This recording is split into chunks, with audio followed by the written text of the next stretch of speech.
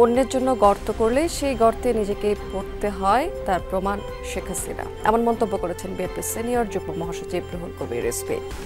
সোমবার বিকেলে মানিকগঞ্জের শিবালয়ে জুলাই গণহত্যায় শহীদ ৩ পরিবারের সাথে সাক্ষাৎ করেছেন তিনি। এরপর আমরা বিএনপি পরিবার আয়োজিত এক সভায় রুহুল কবির রিজভী বলেছেন যে জুলাই গণঅভ্যুত্থানে ২০০০ ছাত্র জনতাকে হত্যার দায় নিয়ে দেশ ছেড়ে পালিয়েছেন শেখ হাসিনা। ভেবেছিলেন ভারত সরকার তাকে টিকিয়ে রাখবেন, কিন্তু তা হয়নি।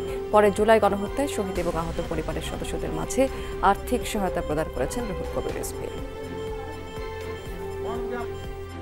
ছাত্র জনতাকে হত্যা করেছে শেখ হাসিনা। সেখানে রিকশাওয়ালা আছে, সেখানে সাধারণ মানুষ আছে, সেখানে প্রাইমারি স্কুলের ছাত্র আছে, সেখানে হাই স্কুলের ছাত্র আছে, সেখানে কলেজ বিশ্ববিদ্যালয়ের ছাত্র।